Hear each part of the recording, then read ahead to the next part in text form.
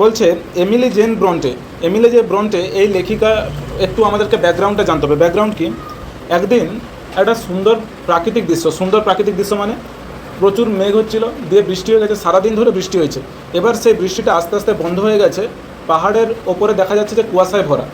সেই সুন্দর মুহূর্তে কবির ছোটোবেলার কথা মনে পড়ছে, তাই জন্য সে এই কবিতার মাধ্যমে তার এই যে ফিলিংসটাকে এই কবিতাতে বর্ণনা করছে এবং এই প্রকৃতির যে দৃশ্যটাকে এই কবিতার মাধ্যমে প্রকাশ করছেন। এবং এই যে লেখিকার বোন একজন, সে টাইফয়েডে মারা গেছে। এই লেখিকা বেঁচেছিলেন মাত্র 30 বছর। কত বছর বেঁচেছিলেন? 30 বছর। এই 30 বছরে তার জীবনে সে মানে সমস্ত রকম দুঃখ ভোগ করছে। তার জীবন মোটেও সুখে ছিল না, একটুও সুখে ছিল না, সবসময় দুঃখেই ভরা থাকতো। এবং এই লেখিকা হচ্ছে একজন প্রফেশনে স্কুল টিচার ছিল। কী ছিল বললাম? School teacher. আর স্কুল টিচার হওয়ার জন্য মানে এই কাজটা করার জন্য তাকে তার পরিবার থেকে দূরে থাকতে হতো, একা মানে পরিবারের লোকের সঙ্গে থাকতে হতো না। এমনিতেই তার বোনটোন সবাই টাইফয়েডে মারা গেছিলো এবং সে নিজেও 30 বছরে মারা গেছে যদিও। তো তার জীবনটা এখান থেকে বুঝতে পারছো যে সে পরিবার থেকে দূরে আছে, তার বোন ভাইরা মারা গেছে, তার জীবনে অন্তত সুখ বলে কোনো জিনিস নেই, সে সবসময় দুঃখেই আছে।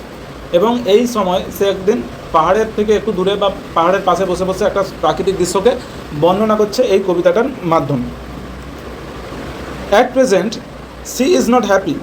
এই বর্তমানে লেখিকা অ্যাকচুয়ালি একটুও খুশি নয়, but seeing the changing atmosphere মানে সারাদিন ধরে বৃষ্টি হচ্ছিল, তারপরে বৃষ্টিটা থেমে গিয়ে এবার কুয়াশা পড়া শুরু হয়েছে।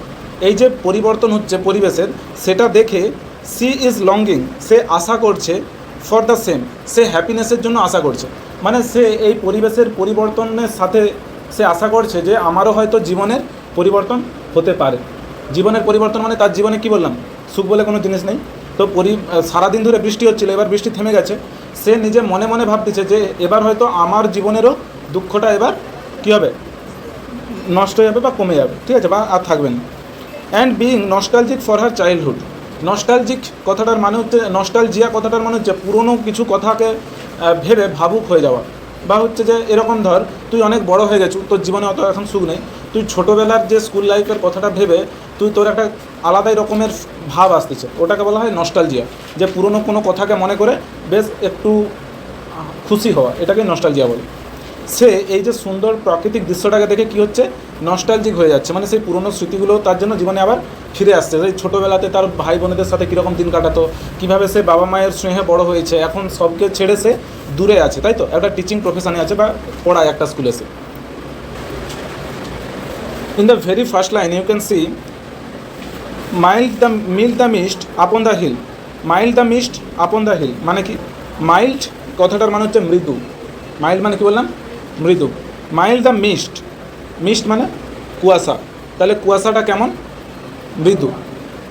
আপন দ্য হিল পাহাড়ের ওপরে, মানে কুয়াশা কি ঘন? না, কুয়াশাটা কীরকম? মৃদু। কোথায় কুয়াশা দেখা যাচ্ছে?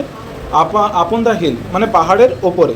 মানে এখানে বলছে gentle mist is covering the hill, মানে হালকা কুয়াশা পাহাড়কে ঢেকে রেখেছে। তাহলে এই কবিতার মাধ্যমে আমি বললাম যে সে প্রকৃতিকে বর্ণনা করছে। হালকা কুয়াশা বা মৃদু কুয়াশা কী করছে? পাহাড়ের ওপরে দেখা যাচ্ছে বা পাহাড়কে ঢেকে রেখেছে। টেলিং মানে বলে, present participle. Not of storms tomorrow মানে আগামীকাল। টুমোরো মানে কি? আগামীকাল যে আর কোনো ঝড় হবে না, এই কুয়াশাও সেটা বলে দিচ্ছে। তাহলে প্রথম দুটো লাইনে কি বললো? যে পাহাড়ের ওপরে কি দেখা যাচ্ছে? হালকা কুয়াশা দেখা যাচ্ছে। এবং এই কুয়াশা কি বুঝিয়ে দিচ্ছে? যে আগামীকাল আর কোনো বৃষ্টি হবে না। কারণ তোরা জানিস শীতকালে যদি মেঘ উঠে যায় তখন কুয়াশা দেখা যায় কি? দেখবি এটা লক্ষ্য করে, শীতকালে যখন কুয়াশা কখন পড়ে? যখন পুরো পরিষ্কার আকাশ হয়।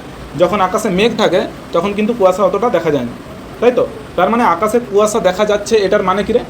মেঘ এখন সরে গেছে। মেঘ থাকলে এত কুয়াশা আসে না। ব্যাপারটা বুঝতে পারছিস তো? তাহলে মেঘ থাকলে কুয়াশা আসে না। এবার বলছে যে পাহাড়ের উপরে কুয়াশা দেখা যাচ্ছে, তার মানে কি? মেঘটা সরে গেছে, মেঘ আর নেই এতটা। Telling not of storms tomorrow মানে এটা ইঙ্গিত দিচ্ছে, এই যে কুয়াশাটা ইঙ্গিত দিচ্ছে যে আগামীকাল আর কোনো বৃষ্টি হবে না। এই দুটো লাইনের মাধ্যমে একটু ইংলিশে যদি বলি কী হবে? The world is taking a break from being sorrowful, the nature seems peaceful and quiet. মানে ওয়ার্ল্ড মানে এই যে পৃথিবীটা এখন হচ্ছে ব্রেক নিয়েছে। ব্রেক মানে কি? বিশ্রাম নিয়েছে। কী থেকে বিশ্রাম নিয়েছে? ফ্রম বিইং সরোফুল, মানে দুঃখিত হওয়া থেকে। এখানে এই যে বৃষ্টিকে, রেইনকে দুঃখের সাথে তুলনা করা হচ্ছে। কি বললাম? বৃষ্টিকে দুঃখের সাথে তুলনা করা হচ্ছে। এবং এখন পরিবেশটা কেমন? বৃষ্টি ঝড় হচ্ছে না, এখন বৃষ্টি ঝড় সারাদিন ধরে হচ্ছিল, এখন থেমে গেছে, এখন কুয়াশা দেখা যাচ্ছে। নেক্সট দুটো লাইন দেখ। No, the day has wept its fill. না, এই দিনটি হ্যাজ ওয়েপ্ট। এখানে দেখ, এটা প্রেজেন্ট পারফেক্ট টেন্সে আছে, হ্যাজ তারপরে ওয়েপ্ট। ওয়েপ্ট কোন ভার্বের ভিতরে? উইপের ভিতরে, WEEP। উইপ মানে কি রে? কান্না করা, কাঁদা। তাহলে বলছে না, এই দিনটা কেঁদে নিয়েছে, ইটস ফিল মানে পুরোপুরি। অ্যান্ড এখানে বলছে অ্যান্ডটা যদি লেখা নেই, বলছে স্পেন্ট। স্পেন্ট আচ্ছা, SPENT, স্পেন্ট মানে কি রে?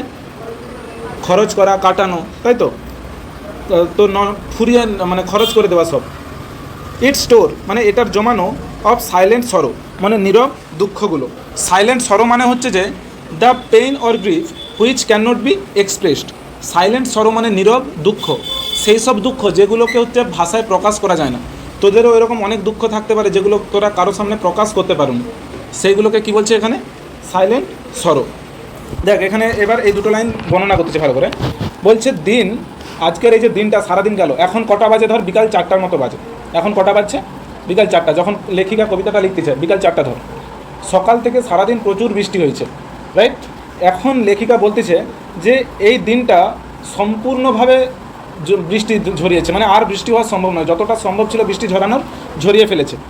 এবং এই দিনটা কাটিয়েছে, স্পেন্ড মানে কি বললাম? কাটানো, তার ভিতরি spent. The day has spent মানে এই দিনটা কাটিয়ে ফেলেছে বা নষ্ট করে ফেলেছে বা ফুরিয়ে দিয়েছে। ইট স্টোর মানে এটার জমানো, অফ সাইলেন্ট সরো মানে এটার যত জমানো নীরব দুঃখ ছিল সেগুলোকে সব কাটিয়ে ফেলেছে। বুঝতে পারছো? বুঝতে পারেন এতটা ভালো করে? এখানে বৃষ্টির জলকে, রেনকে চোখের জলের সাথে তুলনা করা হচ্ছে। কি বললাম? রেনকে কার সাথে তুলনা করা হচ্ছে? চোখের জলের সাথে। এখানে লেখিকা বলছে যে সারাদিন ধরে এত বৃষ্টি হয়েছে যে এই যে দিনকে এখানে পার্সনিফাই করছে, ব্যক্তির সাথে তুলনা করছে। এই যে দিনটাকে, এই দিনটা তার যতটা চোখের জল নষ্ট করা সম্ভব ছিল সে নষ্ট করে ফেলেছে। এবং এই কান্নার মাধ্যমে, চোখের জল নষ্ট করার মাধ্যমে সে কীকে ফুরিয়ে মানে সব নষ্ট করে দিয়েছে বা কাটিয়ে ফেলেছে? তার জমানো দুঃখগুলো, তার জমানো দুঃখগুলো। আচ্ছা, আমরা কখন কাঁদি রে? আমরা কাঁদি কখন? আমাদের দুঃখটাকে মেটানোর জন্য তো, নষ্ট করার জন্য তো দুঃখটাকে। তো বলছে তার যত জমানো দুঃখ ছিল, যেই দুঃখগুলো সে কাউকে বলতে পারেনি, জমানো দুঃখ, নীরব দুঃখ, সেগুলোকে সে কাটিয়ে ফেলেছে। কিসের মাধ্যমে? সারাদিন চোখের জল ঝরিয়ে। কে চোখের জল ঝরাইছে? দিনকে বোঝাচ্ছে, তাই তো? এই যে 4টা লাইনের মাধ্যমে লেখিকা হচ্ছে তার নিজের ব্যক্তিগত জীবনের কিছু আভাস দিয়েছে। কীরকম দেখ, এখানে লেখিকা বলতে চাচ্ছে এই যে শেষ দুটো লাইনের মাধ্যমে যে আমার জীবনে দুঃখের কোনো শেষ নেই। আমার জীবনে কি নেই? দুঃখের কোনো শেষ নেই। আমি জীবনে প্রচুর দুঃখ পেয়েছি, আর দুঃখ পাওয়া সম্ভব নয়। মানে আমি এতটাই দুঃখ পেয়েছি যে কোনো মানুষ এর থেকে আর বেশি দুঃখ পেতে পারেনি। এবার আমার সময় এসছে কিসের? দুঃখ থেকে সুখের দিকে যাওয়া। মানে আমার যতটা দুঃখ পাওয়ার জীবনে কথা ছিল আমি ততটা দুঃখ পেয়ে গেছি, আর এর থেকে ম্যাক্সিমাম দুঃখ আমার আর পাওয়া সম্ভব নয়। এবং সে এটা আশা করছে। এই যে বলছে না সেকেন্ড লাইনে দেখ, টেলিং নট অফ স্ট্রংস টুমোরো। এখানে স্ট্রং মানে লেখিকার খারাপ সময়। বলছে আমার যত দুঃখ সেগুলো অলরেডি কী হয়ে গেছে? আশা মনে হচ্ছে সব চলে গেছে, ফুরিয়ে গেছে, আর আমি দুঃখ পাবো না। হয়তো আগামীকাল থেকে আমার ভালো দিন আসতে চলছে। ব্যাপারটা এবার বুঝতে পারছো? তার মানে এখানে এই যে কুয়াশাকে লেখিকার ভালো দিনের সাথে তুলনা করা হচ্ছে, আর বৃষ্টিকে লেখিকার, বৃষ্টি ঝড়কে কার সাথে তুলনা করছে? লেখিকা খারাপ সময়ের সাথে। লেখিকা বলছে যে বৃষ্টিটা সারাদিন ধরে হয়ে গেছে, থেমে গেছে, তো আমার খারাপ সময়টাও মনে হয় এবার শেষ হয়ে গেছে। এবার আমার আস্তে আস্তে কী আসবে? ভালো সময় আসতে চলছে। দেখ এখানে যে বলছে না দ্য ডে হ্যাজ ওয়েপ্ট, দিনটা কেঁদেছে। এখানে ডেকে সেটা নিজের সাথে অ্যাকচুয়ালি তুলনা করতেছে যে দিন সারাদিন ধরে কেঁদেছে, তো তার মানে সে বলতে চাচ্ছে আমি সারা জীবন ধরেই কেঁদেছি। এবার এই দিনটা ফুরিয়ে দিয়েছে তার সমস্ত কষ্টগুলো, মানে আমি আমার সমস্ত কষ্টগুলোকে আমার চোখের জলের মাধ্যমে কী করছি? বইয়ে দিয়েছি। এবার আমার সুখের সময় মনে হয় আসবে। কাল থেকে আর ঝড় বৃষ্টি হবে না, কুয়াশায় দেখা দেবে। আর স্পেন্ট মানে কি? খরচ করে ফেলা। খরচ করে ফেলেছে it's store of silent sorrow মানে খরচ করে ফেলেছে এর জমানো দুঃখগুলো। তার মানে লেখিকা এখানে বলতে যাচ্ছে যে আমি খরচ করে ফেলেছি আমার সব জমানো দুঃখগুলো, যত দুঃখ জমানো ছিল আমি আমার চোখের জল বইয়ে বইয়ে, আমরা যখন কাঁদি আমাদের দুঃখটা কমতে থাকে, তো সে বলছে আমার পক্ষে আর কাঁদা সম্ভব নয়। আমি এতটাই কেঁদেছি যে আমার সমস্ত দুঃখ কী হয়ে গেছে? ফুরিয়ে গেছে। আমি আর মানে আমার এবার সুখের সময় আসতে চলছে। নেক্সট লাইন দেখ, আই এম গন ব্যাক। আচ্ছা, তোদের এরকম কখনো হয়ে গেছে যে কোনো একটা জিনিস দেখে তোরা হঠাৎ করে সেই শৈশবকালে ফিরে যাও, তোদের ছোটোবেলার দিনগুলো খেয়াল চলে আসে? যেমন তোরা যেমন ধর 9-এ পড়িস, তোরা ধর খিচুড়ি স্কুলের সময় গেলে তোদের হয়তো মনে চলে আসবে যে কীভাবে তোরা টিফিন গাড়িলে দৌড়ে দৌড়ে যেত। তো এই যে দিনগুলো মনে আসবে, তো ওটাকেই বলা হয় নস্টালজিয়া। যে নস্টালজিয়া মানে কি, তোদের ওই ছোটোবেলার দিনটা দেখে মনে হবে যে কত সুন্দর ছিল সেই দিনগুলো, এটাকেই নস্টালজিয়া বলে। ঠিক আছে, এখানে বলছে দেখ, লেখিকার এই যে সিনারিটা দেখে সে আবার তার শৈশবে ফিরে চলে গেছে। চোখের সামনে কী সিনারি দেখতেছে সে? যে পাহাড়ের উপরে হালকা কুয়াশা আছে, মেঘগুলো সরে গেছে এবং সারাদিন বৃষ্টি হচ্ছিল। আচ্ছা, বৃষ্টি হওয়ার পরে কীরকম হবে? পরিবেশটা একটু ঠান্ডা ঠান্ডা। তো এই যে এনভায়রনমেন্টটা পাওয়ার পরে সে কোথায় ফিরে চলে গেছে? তার শৈশবকালে। এখন সে একজন টিচার, স্কুল টিচার, কিন্তু সে তার শৈশবকালের কথা এবার মনে করতেছে। দেখ কী বলতেছে, ও আই অ্যাম গন ব্যাক, আমাকে ফিরিয়ে নিয়ে গেছে। তোরা ভালো করে এতটা লক্ষ্য কর, আই অ্যাম গন ব্যাক, এটা প্যাসিভ ভয়েসে আছে। কোন টেন্সের প্যাসিভ ভয়েস বল? দেখ, গো ব্যাক কথাটার মানে হচ্ছে ফিরে যাওয়া। গো ব্যাক মানে কি বললাম? ফিরে যাওয়া। গন ব্যাক হচ্ছে গো ব্যাকের V3। তাহলে subject plus am is are plus V3, এটা কোন টেন্সের প্যাসিভ ভয়েস হয়? প্রেজেন্ট ইনডিফিনাইটেড। তাহলে বলছে আই অ্যাম গন ব্যাক, আমাকে, এখানে আই মানে কিন্তু আমি নয়, আই মানে কি আমাকে, প্যাসিভ ভয়েসে হয়তো। যেমন আই ওয়াজ গিভেন মানে কি আমাকে দেওয়া হয়েছিল, সেরকমই আই অ্যাম গন ব্যাক, আমি ফিরে চলে গেছি বা আমাকে ফিরিয়ে নিয়ে চলে গেছে। কে ফিরিয়ে নিয়ে চলে গেছে? এই সিনারিটা আমাকে ফিরিয়ে নিয়ে গেছে কোথায়? To the days of youth, আমার শৈশবকালে। সে যে চোখের সামনে কুয়াশা দেখতেছে, এত সুন্দর একটা পরিবেশ দেখতেছে, এই এনভায়রনমেন্টটা, এই যে সিনারিটা তাকে ফিরিয়ে নিয়ে চলে গেছে। এই জন্য প্যাসিভ ভয়েসে লেখা আছে আই অ্যাম গন ব্যাক, মানে আমাকে ফিরিয়ে নিয়ে যাওয়া হয়েছে কোথায়? To the days of youth, আমার শৈশবকালে। I am a child once more, আমি আবার একবার শিশু হয়ে গেছি। তাহলে তাকে এই যে সুন্দর পরিবেশ কোথায় ফিরে নিয়ে চলে গেছে? আবার তার শৈশবকালে ফিরিয়ে নিয়ে চলে গেছে। এবং সে বলতেছে যে I am a child once more, আমি আবার একবার শিশু হয়ে গেছি। তার মানে কি, সে শৈশবকালে নিশ্চয়ই এরকম সিনারি দেখছে তো, রাইট? সেই জন্যই তার এই সিনারিটা দেখে হঠাৎ করে সেটা মনে পড়ে গেছে। দেখ, তারপরেই বলছে ছোটোবেলায় সে কোথায় দেখতো এরকম সিনারি? নেক্সট 2 লাইনেই দেখা গেছে, নেক্সট 2 লাইনেই বলতেছে দেখ, and neath my father's sheltering roof and the near old hall door. And নিথ, আমি ফিরে চলে গেছি। সে কোথায় ফিরে চলে গেছে? তার শৈশবকালে, বাচ্চা বয়সে। আর কোথায় ফিরে গেছে? দ্য নিথ, এখানে নিথ মানে বিনিথ একটা প্রিপোজিশন, যেটার মানে নিচে। করছিস তোরা?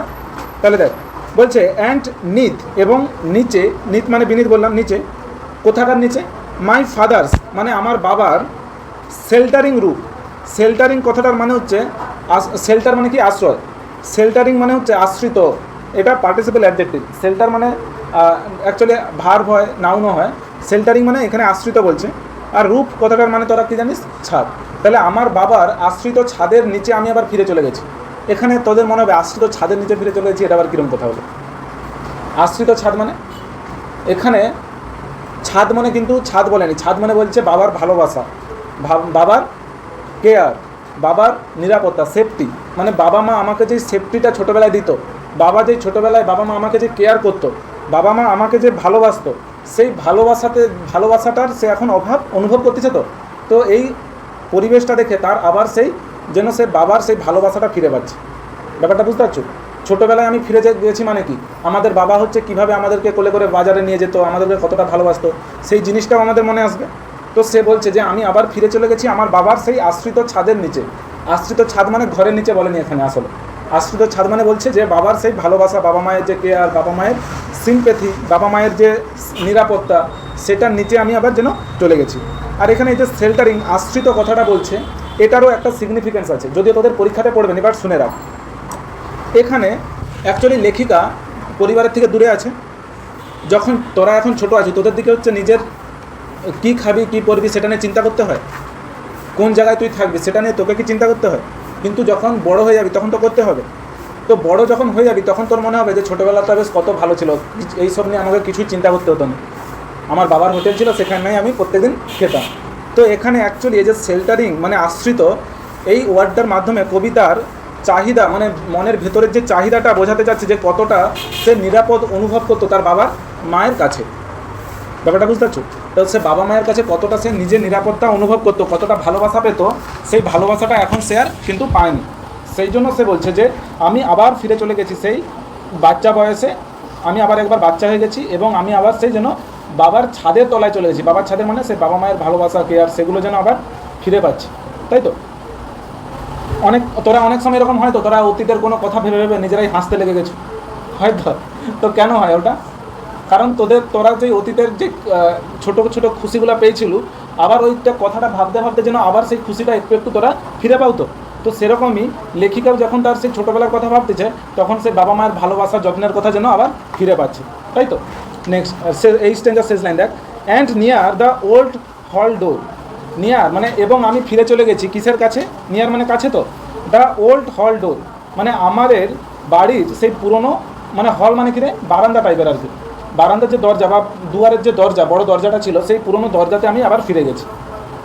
দেখ এইখানে এই লাইনটার মাধ্যমে অ্যাকচুয়ালি লেখিকা বলতে যাচ্ছে যে আমি আমাদের ঘরের জানালা থেকে, আমাদের হলের যে দরজা থেকে, ডোর থেকে যেরকম ছোটোবেলায় সিনারিটা দেখতে পেতাম, আমাদের বড় হলরুমের যে দরজা থেকে যেরকম সিনারিটা আমি বাইরের থেকে দেখতে পেতাম, সেই রকম সিনারি এখন আমি দেখতে পাচ্ছি। আমি কি বললাম যে তোরা যদি হঠাৎ করে এখন কোনো ধর সিনারি দেখলো, তোরা আবার ছোটোবেলার কথাটা মনে পড়ে যেতেই পারে। তোরা ধর প্রাইমারি স্কুলের পাশ দিয়ে যাচ্ছ, ওই জিনিসটা দেখে তোদের মনে পড়ে যাবে যে প্রাইমারি স্কুলে কীভাবে তোরা লুকাচুরি খেলতো, মনে পড়ে যাবে। তো সেরকমই এখন এই সিনারিটা দেখে লেখিকার মনে পড়তেছে যে ওই যে হলরুমের দরজাটা দিয়ে, তাদের সেই ঘরের হলরুমের দরজা দিয়ে সে কীভাবে ওইরকম পাহাড় এবং কুয়াশাগুলোকে দেখতো। তার মানে এখন ওই কুয়াশা, পাহাড় এগুলোকে দেখে তার আবার সেই পুরনো ঘরের কথা মনে পড়তেছে, মানে বাবার যে ঘর আর কি, এবং বাবা মায়ের স্নেহের কথা মনে পড়তেছে, তার যে ছোটোবেলার কথা মনে পড়তেছে। তাহলে প্রথম স্ট্যান্ডাতে আমরা কি দেখলাম? লেখিকা তার দুঃখের কথা জানাচ্ছে এবং আশা করতেছে যে আবার হয়তো সে কোনোদিনও সুখ ফিরে পাবে এরপর থেকে। আর দ্বিতীয় স্ট্যান্ডাতে কী হচ্ছে? সে তার পুরনো জীবনে আবার ফিরে চলে যাচ্ছে, হঠাৎ করে তার পুরনো দিনগুলোর কথা মনে পড়তেছে, যে কীভাবে তার বাবা মারা তাকে ভালোবাসতো এবং সে তাদের ঘরের যে বড় দরজা দিয়ে বা হলরুমের দরজা দিয়ে কীভাবে সে সিনারিগুলো দেখতো, যে পাহাড়ে কীরকম কুয়াশা জমছে, পাহাড়টা কেমন দেখতে লাগছে। এই যে and beneath my father sheltering room, এই লাইনটার মাধ্যমে অ্যাকচুয়ালি লেখিকা এখানে তার মনের ভেতরের যে চাহিদা, বাবা মায়ের ভালোবাসার যে চাহিদা, আমরা যখন আস্তে আস্তে বড় হয়ে যাই, আমরা দেখবি বাবা মায়ের ভালোবাসা আর অত পাই না। তো তখন আমরা হচ্ছে যে আমাদের মনে হয় কি যে তাদের, মানে লেখিকার মনে হচ্ছে মনের ভেতর থেকে তার চাহিদা জোগাচ্ছে যে বাবার যে ভালোবাসাটা পেতাম তখন, সেটা কত সুন্দর ছিল, তাই তো? এবং and she is nostalgic and unsafe, মানে সে এখন নিরাপদ অনুভব করছে না। আমরা যখন বাবা মায়ের হাত আমাদের মাথার উপর থাকে তখন আমরা একটা নিরাপদ ভাব অনুভব করি, কিন্তু এখন লেখিকা সেই নিরাপত্তা ভাবটা যেন পাচ্ছেন আর নস্টালজিক হয়ে উঠছে। নস্টালজিক মানে বলছিলাম যে যারা পুরোনো দিনের কথা ভেবে একটু দুঃখিত হয়ে পড়ে তাকে নস্টালজিক, সেই অবস্থাটাকে নস্টালজিয়া বলে। তো সে নস্টালজিক হয়ে পড়ছে এবং আনসেফ ফিল করছে যেন। দেখ সেকেন্ড স্ট্যান্ডাতে সে তার বাচ্চা বয়সে ফিরে গেছে, তো থার্ড স্ট্যান্ডাতে আবার সে বর্তমানে ফিরে আসছে। বর্তমানে আবার সেই এই যে প্রকৃতির বর্ণনা দিচ্ছে, কেমন করে দেখ, I watch this cloudy evening fall, আমি দেখছি দিস ক্লাউডি ইভিনিং ফল। আমি এই যে ক্লাউডি কথাটা মানে হচ্ছে মেঘাচ্ছন্ন, মানে মেঘে আচ্ছন্ন, তাই তো? আর ইভিনিং মানে সন্ধ্যা, আর ফল মানে পতন বা পড়া। তাহলে আমি দেখছি যে আস্তে আস্তে মেঘাচ্ছন্ন সন্ধ্যা নেমে আসছে। মেঘাচ্ছন্ন সন্ধ্যা মানে কি? সারাদিন ধরে বৃষ্টি হয়েছে, তো বৃষ্টি হওয়ার পর কি হঠাৎ করে মেঘ চলে যাবে? সব মেঘ তো থাকে একটু হলেও। তো বলছে আমি দেখতে পাচ্ছি, কি দেখতে পাচ্ছি? যে মেঘাচ্ছন্ন সন্ধ্যা আস্তে আস্তে নেমে আসছে। আমি তো এই জন্যই বলছিলাম যে এখন ধর 4টা বাজছে, এবার আস্তে আস্তে কী নেমে আসছে? সন্ধ্যা নেমে আসছে। After a day of rain মানে সারাদিন বৃষ্টির পরে এবার আস্তে আস্তে মেঘাচ্ছন্ন সন্ধ্যা নেমে আসছে। ব্লু মিস্ট মানে নীল বা নীলাভ কুয়াশা, সুইট মিস্ট মানে মিষ্টি মধুর কুয়াশা, অফ সামার পল কথাটার মানে কি? পল মানে হচ্ছে আর থিক ক্লাউড, তোদের বইয়ে দেওয়া আছে ওয়ার্ড এতে। আর থিক ক্লাউড মানে ঘন মেঘ, আর থিক ক্লাউড মানে কি? ঘন মেঘ। তাহলে গ্রীষ্মকালের ঘন মেঘের যে সবুজ এবং মিষ্টি কুয়াশা, দ্য হরাইজনস মাউন্টেন চেইন, হরাইজন কথাটার মানে কি না? দিগন্ত রেখা। তোরা সমুদ্রের পাড়ে গিয়ে দেখবি যেখানে আকাশ আর সমুদ্রের জল মিশে গেছে, ওটাকে কি বলা হয়? দিগন্ত রেখা। তো ওটাকে ইংলিশে কি বলা হয়? হরাইজন। দেখ বলছে দ্য হরাইজনস মাউন্টেন চেইন মানে মাউন্টেন চেইন মানে পর্বতমালা।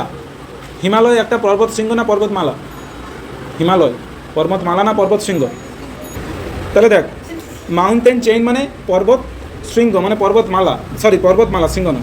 পর্বত শৃঙ্গ যেমন মাউন্ট এভারেস্ট, কিন্তু হিমালয় হচ্ছে পর্বতমালা, অনেকগুলো পর্বতের সমন্বয়। তাহলে তোরা এরকম সিনারি দেখছিস যে তোরা পাহাড়ে কেউ ঘুরতে গেছিস কি? যাওনি। এমনি তোরা ইমাজিনেশান কর যে পাহাড়ের ধারে তুই দাঁড়িয়ে আছিস, পাহাড়ের থেকে অনেকটাই দূরে, এবং সেখানে হচ্ছে দেখতেছি যে পাহাড়ের চূড়াতে আকাশটা মিশে গেছে, তাহলে ওটাকেই তো আমরা দিগন্ত রেখা বলবো, রাইট? যেখানে পাহাড় আর আকাশ মিশে গেছে, তাহলে ওই দিগন্ত রেখা বরাবর, ওই যে পর্বতমালার যে দিগন্ত রেখা বরাবর সন্ধ্যের বেলা কি দেখা যাচ্ছে? ঘন কালো মেঘের ব্লু মিস্ট, মানে নীলাভ কুয়াশা এবং মিষ্টি মধুর কুয়াশা দেখা যাচ্ছে। তাহলে কিভাবে প্রকৃতির বর্ণনা করছে দেখতে পাচ্ছ, যে সন্ধ্যেবেলা ঘন কালো মেঘের মধ্যে কুয়াশা দেখা যাচ্ছে, সে দাঁড়িয়ে আছে কোথায়? পর্বতমালার পাশে, এবং পর্বতমালার যে দিগন্ত রেখা মানে কি, সে আকাশ পর্বতের চূড়ার দিকে তাকিয়ে আছে, তাই তো? সেই চূড়ার দিকে কি দেখতে পাচ্ছে? কালো মেঘ, কুয়াশা, এইসব দেখতে পাচ্ছে, এবং দেখতে পাচ্ছে যে আস্তে আস্তে মেঘাচ্ছন্ন সন্ধ্যা নেমে আসছে। দেখ, এই যে সে সিনারিটা বললো এই থার্ড স্ট্যান্ডাতে, এইরকম সিনারি কিন্তু সে ছোটোবেলাতেও কোথায় দেখতো? তার বাবার ঘরের হল ঘরের যে দরজা থেকে, তাদের সেই পুরনো হল ঘরের দরজা থেকে সে এরকম সিনারি দেখতো। সেই জন্যই তো সে এই সিনারিটা দেখে আবার সেই পুরনো দিনে ফিরে গেছে, তার পুরনো দিনগুলোর কথা মনে পড়ছে। তো পুরনো দিনেও অ্যাকচুয়ালি সে এরকম সিনারি আগে দেখেছে, এখনও সে দেখতে পাচ্ছে। আর এখানে আরেকটা জিনিস তোদের দিকে যেটা জানতে হবে, বৃষ্টি এখানে কার সঙ্গে তুলনা হচ্ছে? বৃষ্টিকে দুঃখের সাথে, আর কুয়াশাকে সুখের সাথে। বৃষ্টি যেমন দুঃখ ডেকে আনে, তেমন সফটনেস বা ফ্রেশনেসও ডেকে আনে। তো বৃষ্টি কী করে? ঠান্ডা একটা ভাব আনে, সেটাই, এইটা শুধু জেনে রাখ। এবার লাস্ট স্ট্যান্জা দেখ।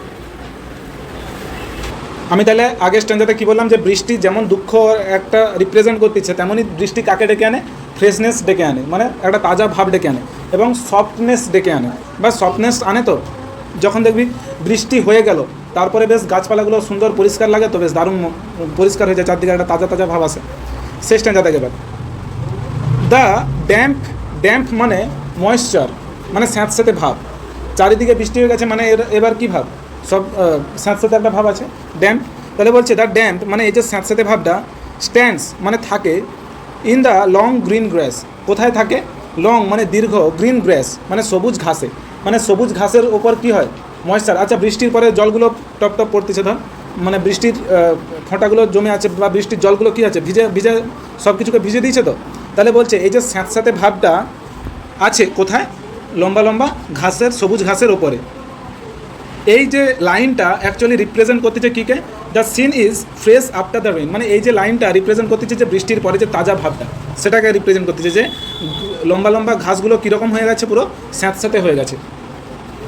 As thick as morning stares, এইটা এতটাই মোটা। থিক কথাটার মানে হচ্ছে মোটা।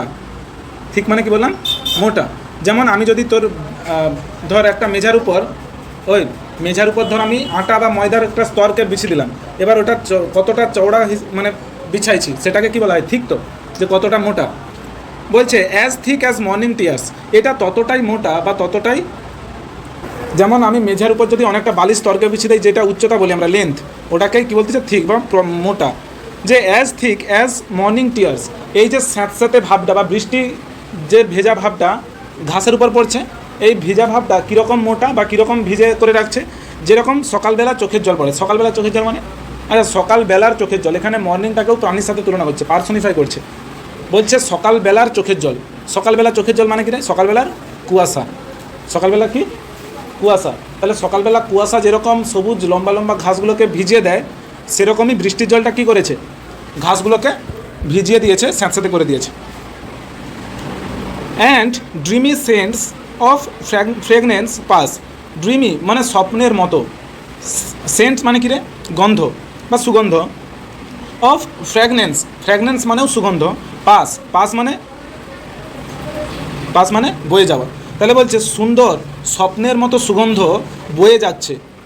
যখন আমাদের এখানে বৃষ্টি হয়, তখন একটা ধর শরৎকালে, বর্ষাকালে বৃষ্টি হওয়ার পরে সুন্দর গন্ধ বয়ে যাচ্ছে, হ্যাঁ, মাটির গন্ধ। হ্যাঁ, বলছে আর ড্রিমি সেন্টস, একটা সুন্দর গন্ধ। এবার সে যেহেতু পাহাড়ি এলাকায় আছে, হয়তো কোনো ফুলের গন্ধ বয়ে যাচ্ছে, হতে পারে।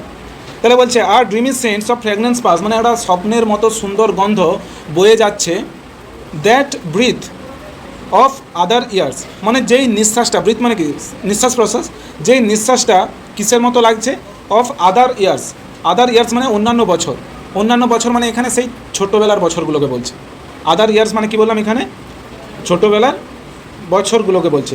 যে যেরকম এখানে দেখ অ্যাকচুয়ালি বলতে আছে nature awakens old emotions and childhood memories, মানে প্রকৃতির এই যে সুন্দর গন্ধ, বৃষ্টির পরে সুন্দর গন্ধ বয়ে যাচ্ছে, তো এই সুন্দর গন্ধগুলো তাকে কোন সময়ে ফিরে নিয়ে যাচ্ছে, তার ছোটোবেলার মেমোরি, মেমোরি মানে কি স্মৃতি, আর ইমোশান, ছোটোবেলার স্মৃতি এবং ইমোশানগুলোতে তাকে ফিরিয়ে নিয়ে যাচ্ছে, তার মনের মধ্যে জাগিয়ে তুলতেছে। যেমন তোদের দিকে একটা উদাহরণ দেই, তোরা ধর কোনো একটা গন্ধের সাথে তোদের কোনো একটা মেমোরি জড়িয়ে আছে, যেমন ওই গন্ধটা পেলেই তোর সেই কথাটা মনে পড়ে যায়, এরকম হয়। দেখ আমাদের যেমন কোনো একটা গন্ধ, যেমন ধূপের গন্ধ পেলে হয়তো আমার কোনো একটা মন্দিরে গেছিলাম, সেই মন্দিরের কথাটা মনে চলে এলো, এরকম হতেই পারে, মানে ওই গন্ধটার সাথে সেই স্মৃতিটার কী আছে, একটা মিল আছে, কানেকশান আছে। যেমন সেরকমই এই যে সুন্দর মিষ্টি মধুর গন্ধটা বয়ে যাচ্ছে বৃষ্টির পরে প্রকৃতির মধ্য দিয়ে, সেই গন্ধটা লেখিকাকে কোথায় নিয়ে যাচ্ছে, তার সেই ছোটোবেলার স্মৃতিগুলোতে যেন নিয়ে যাচ্ছে, মানে ছোটোবেলার স্মৃতিগুলো তার আবার মনের মধ্যে আসতেছে। তাহলে এই কবিতার মধ্যে আমরা কি বুঝলাম, যে লেখিকা এই কবিতার মাধ্যমে প্রকৃতির বর্ণনা করছেন এবং তার ছোটোবেলাটাকে স্মরণ করছেন। কারণ কি, তার বর্তমানকালে সে মোটেও খুশিতে নেই, সে ছোটোবেলাটা কত তার খুশিতে ছিল সেই কথাগুলো তার মনে করতেছে আর কবিতাটা লিখেছেন। আর এই কবিতাটার কোনো সে দেয়নি, মানে টাইটেল দেয়নি, নাম দেয়নি।